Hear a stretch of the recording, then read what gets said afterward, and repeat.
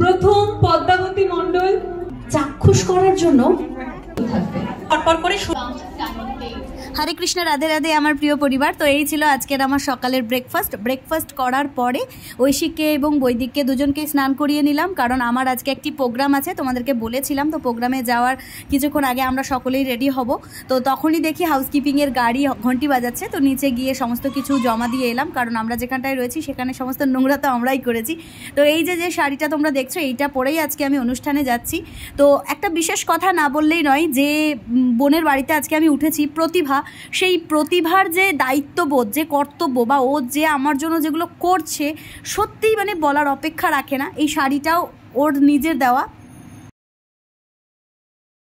আমার গেট রেডিটা কেমন ছিল বা আজকে আমার লুকটা কেমন ছিল সেটা অবশ্যই জানাবে। এই যে শাড়িটা আমি পরে আছি, এই শাড়িটা আমায় দিয়েছে প্রতিভা, মানে যার বাড়িতে আমি এসেছি সেই প্রতিভার কাছ থেকে এই শাড়িটা পেয়েছি। এবং সেই সঙ্গে এই যে কল্যাণী পার্লসের এই সেটটা, এটাও ও আমাকে আজকে দিয়েছে। তো আজকে অনুষ্ঠানের জন্য তোমরা অবশ্যই কমেন্টে জানাবে কিন্তু আমায় কেমন লাগছে, ঠিক আছে? তো চলো আজকে পুরো ভিডিওটা এইভাবেই চলতে থাকো, দেখতে থাকো আজকে সারাদিন। তো ব্রেকফাস্টের পরে এই ছিল আমার লাঞ্চটা করছি তখন সকাল 11টা বাজে, কারণ আমাকে বেরোতে হবে 12টা নাগাদ, আমাকে পৌঁছতে হবে 1:30টার আগে যেখানে যাচ্ছি। তো এই যে লাঞ্চে আলু পোস্ত, মাছ এবং পটল ভাজা ছিল। তারপর আমি বৈদিককে রেডি করে নিচ্ছিলাম। বৈদিক তো খুব হাসছিল, কারণ একটা নতুন জায়গায় এসছে, নতুন এক্সপিরিয়েন্স। তো বাচ্চাদের তো এই সবই ভীষণ ভালো লাগে, তো আমারও ভীষণ ভালো লাগছিল সবটা।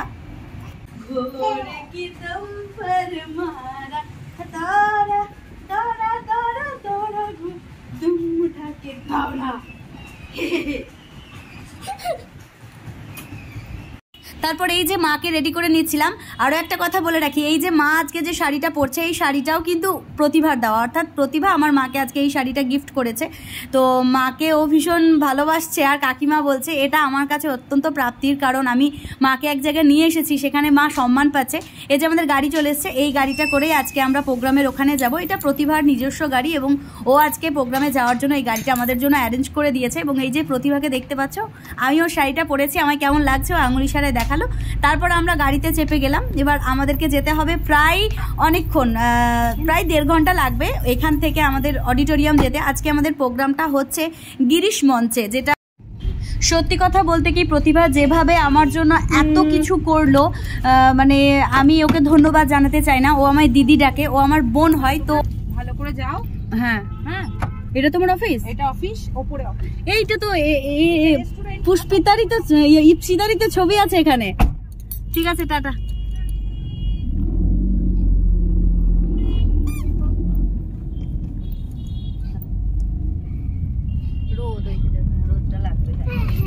আজকে প্রতিভারও আমাদের সঙ্গে প্রোগ্রামের ওখানে যাওয়ার কথা ছিল, কিন্তু ওর যেহেতু অনেক বড় বিজনেস আছে, এবং ওরা সত্যি কথা বলতে কি ইন্ডাস্ট্রিয়ালিস্ট মানুষ, এবং এটা ওদের একটা সিজনাল বিজনেস, যেটা ওদের আইসক্রিমের নিজস্ব প্রোডাকশন হাউস আছে, এবং সেখানে ওর অফিস, যেখানে প্রচুর স্টাফেরা কাজ করে।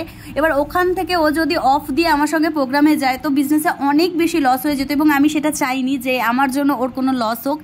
সেই কারণে বললাম ঠিক আছে আমরা চলে যাচ্ছি, তুমি ভিডিওতে সবটা দেখে নিও। তো আশা করি প্রতিভা আমার এই সব ভিডিওটা দেখছে, এবং প্রতিভাকে আমি ভিডিওর মাধ্যমেই একটা আন্তরিক ভালোবাসা জানাই, কারণ ও যদি এইভাবে অ্যারেঞ্জ করে না দিত, তাহলে হয়তো আমি সবটা সামলে উঠতে পারতাম না। তো এই যে তোমরা দেখতে পাচ্ছ, এটা হচ্ছে পিজি হসপিটাল, কলকাতার বোধহয় নম্বর 1 হসপিটাল। এখানে প্রচুর মানুষ অপেক্ষারত তার প্রিয়জনদের সুস্থ করে তোলার জন্য। তো আমরা সেই পাশ দিয়ে পেরিয়ে গেলাম, যেন মনে হচ্ছিল মৃত্যুকে খুব কাছ থেকে দেখছিলাম। কত মানুষের আশা আকাঙ্ক্ষা এই হসপিটালকে ঘিরে রয়েছে, তো সবটাই চোখের সামনে ঘটছিল। আর কলকাতার রাস্তাঘাট তো বলার কিছুই নেই, সবটাই ভীষণ স্বপ্নের মতন। আমরা যারা গ্রামের মানুষ, তাদের কাছে কলকাতা অত্যন্ত লোভনীয় একটা জায়গা।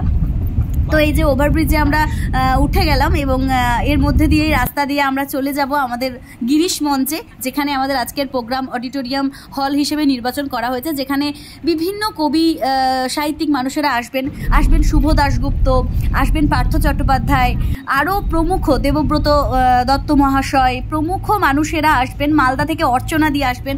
সবার সাথে আজকের এই প্রোগ্রামে দেখা হবে, এবং এই এত বড় মঞ্চে আমাকে পুরস্কার দেওয়া হবে। তো এই যে আমরা চলে এসেছি গিরিশ মঞ্চে, এখানে আমাদের গাড়ি দাঁড়িয়ে গেল, এবং গাড়ি দাঁড়ানোর পর আমরা চলে যাব এবার ভিতরে। তো বাকিটা তোমাদের সাথে শেয়ার করছি, তোমরা দেখতে থাকো। রাস্তাটা ক্রস করার সময় ঐশিককে আমার মায়ের সাথে পাঠিয়ে দিয়েছিলাম যাতে ও সবটা মানে পেরে ওঠে, এবং আমি তারপর পিছনে পিছনে গেলাম এবং আমরা এই দেখো পৌঁছে গেছি। এখানে কাব্যনীরের অনুষ্ঠান গিরিশ মঞ্চে হচ্ছে। যে ছবিটা দেখতে পাচ্ছি এটা হচ্ছে গার্গীদির ছবি, যিনি হচ্ছেন কাব্যনীরের কর্ণধার। পুরো অনুষ্ঠানের মানে রক্ষাকর্তা বলো বা পালনকর্তা বলো বা পরিচালন সমিতি বলো, যা কিছুই কিন্তু এই গার্গীদি করছেন।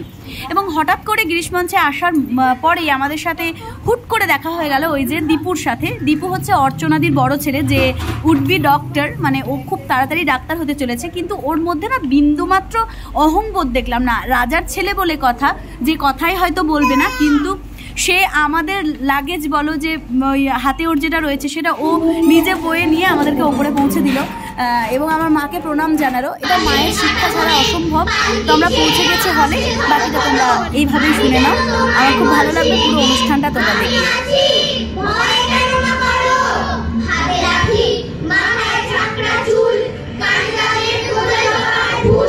আমি একটু গেস্টদেরকে তুলে ভিডিও হচ্ছে।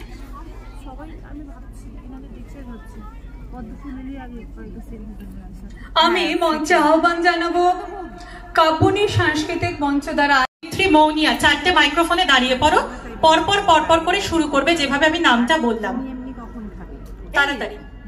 তবে ভাই ধর্মতলার মোড়ে সরকারি বাস করে সকল দিয়ে ছুট, দীঘার জুনপুট, দীঘার জুনপুট, দীঘার জুনপুট, দীঘার জুনপুট, দীঘার জুনপুট।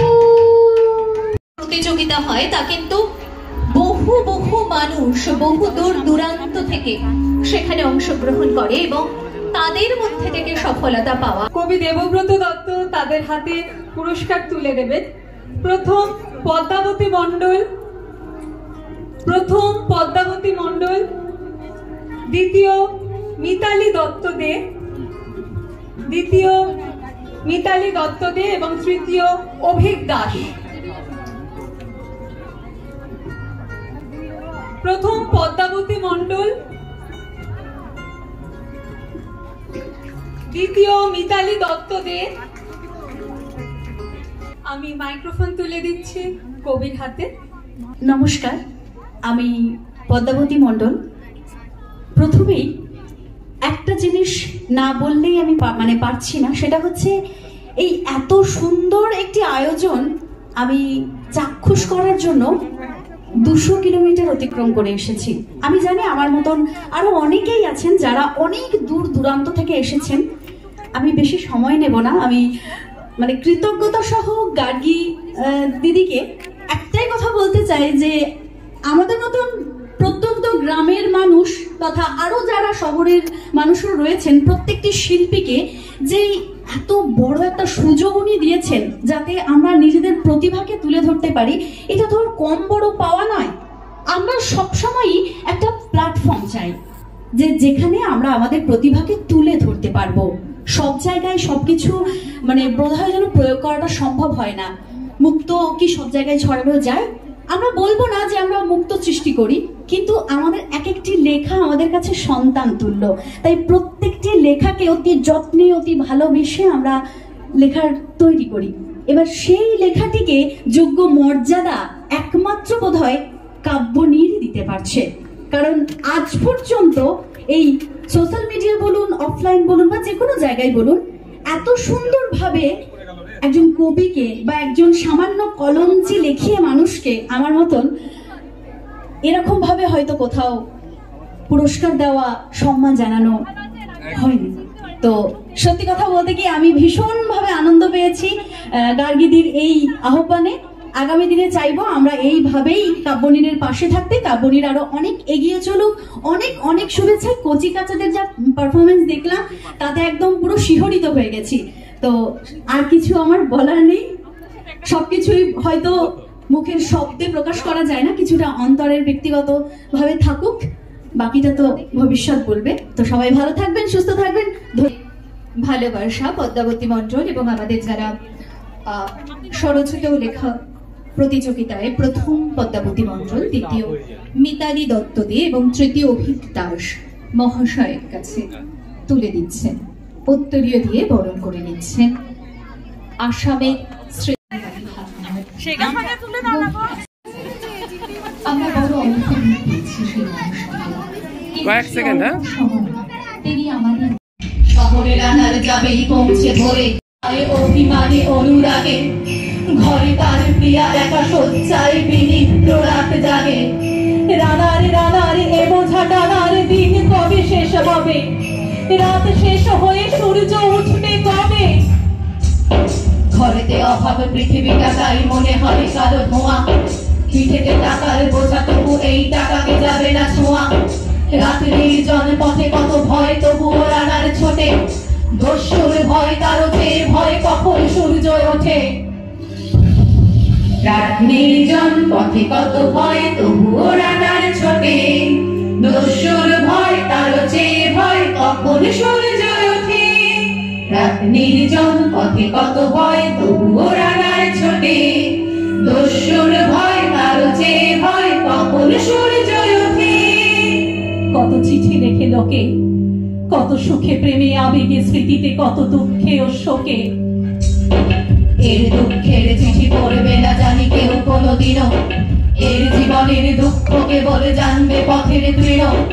এর দুঃখের কথা জানবে না কেউ শহরে ও গ্রামে, এর কথা ঢাকা পড়ে থাকবেই কারো রাত্রের খামে। দরদি তারার চোখ কাঁপে মিটি মিটি, একে যে ভোরের আকাশ পাঠাবে সহানুভূতির চিঠি। রানার রানার কি হবে বোঝা বয়ে, কি হবে ক্ষুধার ক্লান্তিতে ক্ষয়ে ক্ষয়ে। রানার রানার ভোর তো হয়েছে, আকাশ হয়েছে লাল, আলোর স্পর্শে কবে কেটে যাবে এই দুঃখের কাল। রানার গ্রামের রানার সময় হয়েছে নতুন খবর আনার, শপথের চিঠি নিয়ে চলো আজ ভীরুতা পিছনে ফেলে, পৌঁছে দাও এ নতুন খবর অগ্রগতির বেলে। দেখা দেবে বুঝি প্রভাব এখনই নেই, দেরি নেই আর।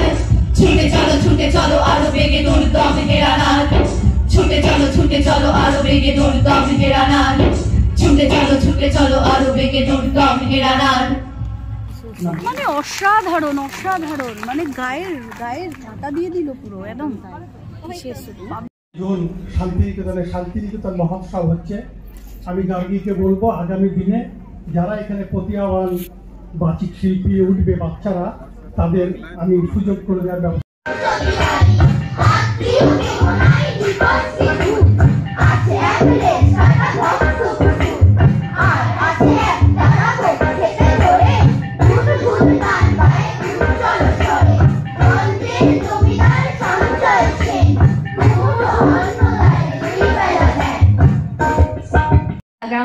অনেকেই আছে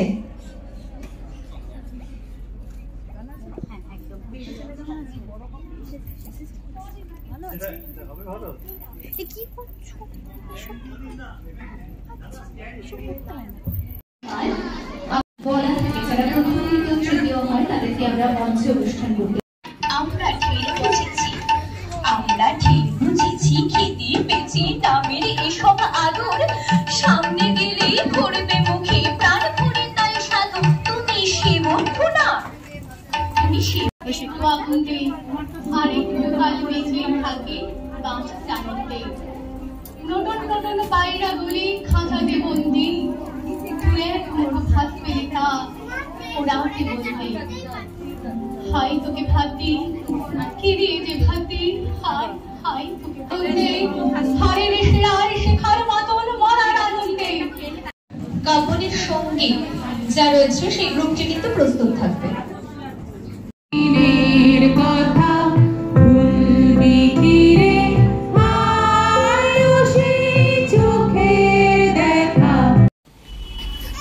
গলায় উত্তরীয় নিয়ে মাকে সাথে নিয়ে ফিরে আসছি, কারণ আমাদের প্রোগ্রাম শেষ হয়ে গেছে। এবার আমাদের বাড়ি ফেরার পালা। যদিও আজকে আমি বাড়ি ফিরছি না, বাড়ি ফিরবো আগামীকাল। আজকের ভিডিওটা এখানেই শেষ হচ্ছে। সবাই ভালো থেকো, সুস্থ থেকো, সাবধানে থেকো। ভিডিওটা কেমন লাগলো জানাতে ভুলবে না। আর আগামী দিনে আমার জন্য কি কি প্রার্থনা করতে চাও সেটাও এই ভিডিওর কমেন্ট বক্সে একটু জানিয়ে দিও। রাধে রাধে, হরে কৃষ্ণা।